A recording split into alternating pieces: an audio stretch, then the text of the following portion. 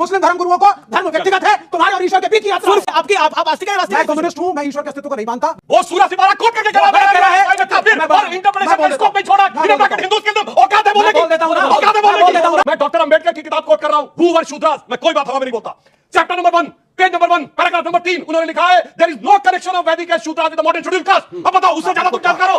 मैंने 6 ऑथर्स की भगवत गीता पढ़ी है, महात्मा गांधी की भी पढ़ी है, सी राजगोपालाचारी की भी पढ़ी है, मैं पढ़ता हूं। फिल्म स्टार की जात पूछो तो ठोको ताली, जज की जात पूछो तो ठोको ताली, मिस इंडिया की जात पूछ लो तो ठोको ताली, और तुम्हारी जात पूछ ली तो लग गई गाली। मतलब जिसे कहते हैं पुराना गाना था कि गाली हुजूर की तो लगती दुआओं जैसी, और हम दुआ भी दे तो लगे हैं गाली। आपका क्या होगा जनाबे अली? वाह क्या सीन है। और मैं आज के जनरेशन बताना चाहता हूं, बहुत से लोगों को पता ही नहीं होगा, हम आजाद हुए थे 47 में, और आपको पता भारत का नेवल चीफ किस साल तक अंग्रेज रहा है?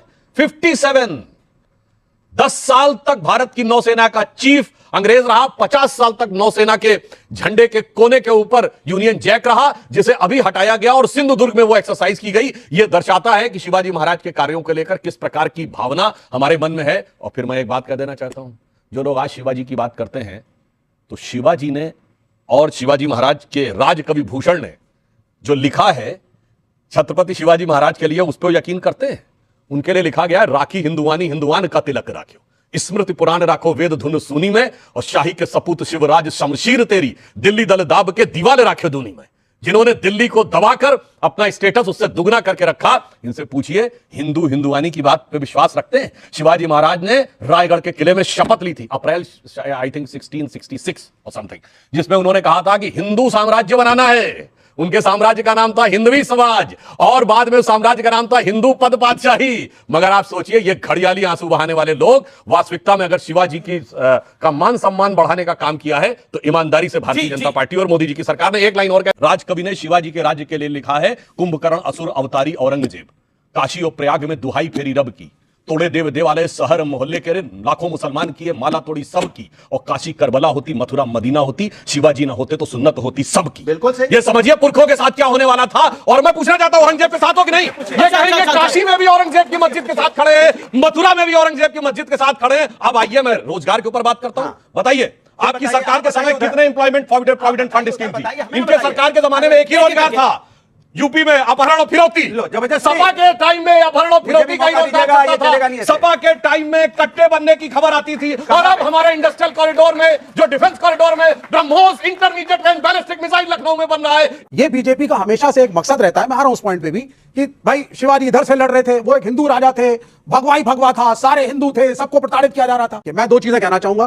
पहली चीज, मेरी अपील है, स्वामी दीपांकर से बहुत आदर करता हूं, आप जातियों को जोड़ रहे हैं, बड़ा अच्छा काम है। धर्म के हिसाब से भी लोगों को जोड़िए, आप धर्म के हिसाब से लोगों को अलग कर रहे हैं, हिंदू अलग मुस्लिम अलग, पहली चीज। दूसरी चीज, सर सुन लीजिए ना एक मिनट, दूसरी चीज अब आप सुन लीजिए। आपने कहा साहब जाति तो पहले थी नहीं, अब जाति पर बढ़ गई। एकलव्य का अंगूठा किसने काटा, किस आधार पर काटा? कर्ण को सूत पुत्र किसने कहा?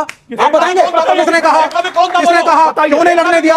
आपने दलितों और बैकवर्डों को बिठा करके अपने गांव में अपनी खाट पे आपने पानी तक नहीं पूछा, कभी पानी पीने नहीं दिया उनको। विवेक जी की बात का क्रमवार जवाब देता हूं। पहले इस ढंग के एब्सर्ड लॉजिक नहीं देने चाहिए कि किसकी सेना में कौन था। जिस समय ये देश आजाद हो रहा था, सेकेंड वर्ल्ड वॉर के समय, इस देश की सेना में 25 लाख सिपाही थे, जिसमें सिर्फ 40,000 अंग्रेज थे। तो आप कहेंगे 24.5 लाख तो भारतीय थे, तो हम अंग्रेजों से नहीं भारतीयों से लड़ रहे थे। जलियांवाला बाग में गोली चलाने वालों में 2/3 सिपाही हिंदुस्तानी थे, तो फिर काहे कहते हो अंग्रेजों ने गोली चलाई? इसलिए ये इलॉजिकल टाइप की बात है कि फौज में इतने थे, इसका मतलब वो उस तरफ थे। फौज किसके कहने पे और कौन लड़ रहा है, इसके आधार पर तय होती थी। हम ये नहीं कहेंगे कि नेताजी सुभाष चंद्र बोस भारतीय फौजों के खिलाफ लड़ रहे थे, ये इलॉजिकल बात। दूसरी बात इन्होंने कही एकलव्य की बात, मैं सारे लोगों से कहता हूं जाके चेक करो, और नहीं तो जाके महाभारत सीरियल में ही एकलव्य वाला वो पोर्शन उठा के देखिए। जब एकलव्य सामने आता है तो द्रोणाचार्य उससे पूछते हैं, बालक तुम अपना परिचय, तुमने विद्या कहां से सीखी? वो एक लंबा विषय में, उसमें नहीं जा रहा हूं। उसको दिव्य अस्त्र चलाना आता था, मुंह जो था कुत्ते का बाड़ों से भर दिया गया था, और जब निकाला गया तो एक भी खरोच नहीं थी। यानी जैसे आप प्रिसाइज लेजर गाइडेड मिसाइल आते हैं, प्रिसाइज टू द मीटर, किसी कमरे में गिरेगा 1000 किलोमीटर दूर से, वो प्रिसाइज टू द माइक्रोमीटर था। तो उन्होंने पूछा दिव्य अस्त्र चलाना तुमने किससे सीखा? तो कहता आपसे। तो द्रोणाचार्य कहते मैं तो तुम्हें जानता नहीं, तुम अपना परिचय दो। तो जानते एकलव्य क्या बोलता है? मैं मगध नरेश जरासंध के प्रधान सेनापति हिरण्यधनु का पुत्र एकलव्य। वो कोई सामान्य ट्राइबल नहीं था, इस फादर वो तो चीफ ऑफ ट्राइबल था, और ये इतिहास ट्राइबल था। बीच में नहीं, ये मैं आपको मौका दूंगा, आपको मौका दूंगा। मतलब ट्राइबल आर्मी चीफ होते थे, ट्राइबल अरे भाई वो आदिवासी था, और इसीलिए उसका अंगूठा काट दिया गया। ट्राइबल आप तो आर्मी चीफ होते थे, जातिवाद था। आप सर उसका जातिवाद के कारण नहीं था। आप ये बताइए, ऑनेस्टली बताइए, अपने दिल पे हाथ रख के बोलिए सच बोल रहे हैं झूठ। अब आइए जो नए नवेले आए हैं, राहुल गांधी जी, आपने देखा है आज से 10 साल पहले 2014 में राहुल गांधी जी का गेटअप क्या था? बिल्कुल क्लीन शेव, बढ़िया बबुआ टाइप बने हुए थे। और उसके बाद क्या करते थे, हिंदी में शपथ ली थी 2014 में ईश्वर के नाम की, जाके चेक कर लीजिएगा। उसके बाद 2019 आया और उनका उससे काम नहीं बन रहा है तो फिर क्या करें, 2019 के चुनाव में कुर्ते उड़ते के ऊपर जनेऊ पहनो, तिलक लगाओ, फिर पुष्कर से निकलते हुए राजस्थान में अपनी जाति नहीं गोत्र भी बताओ। आज तक आप लोगों को नेताओं की जाति पता होगी, उपजाति और गोत्र नहीं पता होगा, वो भी प्रेस कॉन्फ्रेंस में बताया गया, वो ऐसा नहीं पता होगा। अब आइए, उसके बाद लगा अब इससे काम नहीं चल रहा है, पेन कुर्ता उड़ता जनेऊ छोड़ो, अब हाफ शर्ट पहन लो, काल मास की तरह दाढ़ी बढ़ा लो, और उसके बाद कहना शुरू करो। आप देखिए 2024 में अब ईश्वर के नाम की शपथ नहीं है हिंदी में, अब अंग्रेजी में शपथ है, वो भी swear in the name of God नहीं है, अब सॉलेमनली अफर्म है।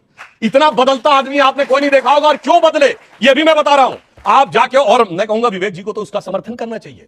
रशिया की स्पुतनिक मैगजीन ने लिखा है, वो भी भारत के चुनाव के परिणाम आने से पहले, कि एक यूरोपियन थिंक टैंक है हेनरी लुसी फाउंडेशन, उसके मिस्टर क्रिस्टोफर जेफरलेट ने 2021 में थ्योरी दी है कि इंडिया में कास्ट सेंसस को आगे बढ़ाना है हिंदू मेजॉरिटेरिज्म को खत्म करने के लिए। इसलिए आपने 2021 से पहले राहुल गांधी के मुंह से कभी कास्ट सेंसस की बात नहीं सुनी होगी। इन लोगों की जानते क्या नीति है? अच्छा, तुमने बांटे आंगन और गलियारे, बांटे मंदिर और गुरुद्वारे, बांटे गली मोहल्ले सारे, आज कटीले तारों से खेत खेत की म्याद बांट दी तुमने, एक वोट की खातिर देश की हर बुनियाद बांट दी। इस मुल्क में सदियों से, इंडियन सब कॉन्टिनेंट में हिंदू धर्म, सनातन धर्म जिसको हम कहते हैं, इसमें इन धर्मगुरुओं की और ब्राह्मण समाज की एक साजिश रही है। मंदिर की पूजा यही करवाएंगे, यही पुजारी बनेंगे, एजेंट ऑफ गॉड यही हैं। सुनते जाइए अब आप।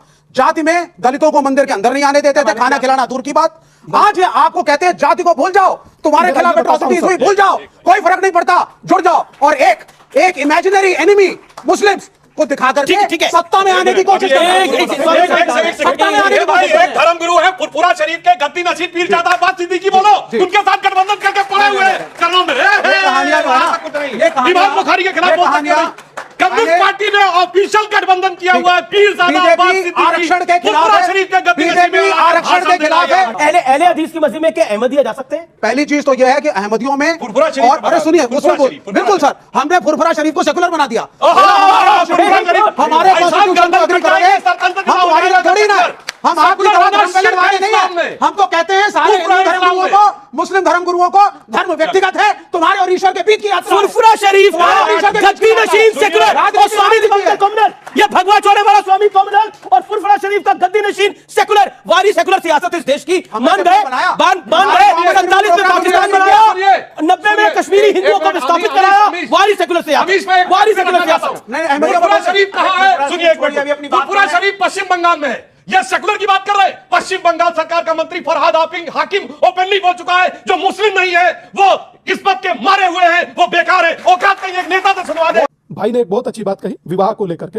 आज की दुनिया ऐसी स्थिति में खड़ी है जहां कोई जाति देखता ही नहीं, कोई नहीं देखता, और आगे आने वाली दुनिया में शायद ही कोई देखे। अब मैं अपनी बात जो कहना चाह रहा हूं वो कहता हूं। 83-86 के अंदर इंदिरा गांधी ने लाल किले की प्राचीर से कहा था, मैं बोल रहा हूं ना दादा, इंदिरा गांधी ने लाल किले की प्राचीर से कहा था कि ऐसा जातिवाद नहीं होना चाहिए। राजीव गांधी ने कहा कि हम जातिवाद पे विश्वास नहीं रखते। राहुल गांधी कहता है जातिगत जनगणना कराइए। मैं दावे से कहता हूं कांग्रेस का कभी कांग्रेस का कभी मुद्दा था ही नहीं। दूसरी महत्वपूर्ण बात कहने जा रहा हूं कि आज जातियों में बांटने की बात चल रही है। ये कहते हैं कि 20% हमारा और 80 में बंटवारा। इसी विचारधारा के साथ प्रत्येक हिंदू को जातियों में बांटने का और धर्म के नाम पर बात चलती है, धर्म के नाम पर बात चलती है। 80 में बंटवारा, 20 श्रीमद किसने कहा? ये बताइए, गलत बोल के चले जाएंगे। टीवी में गलत बोल रहे हैं। वो राम रहीम को रिसीव करने जा रहे हैं।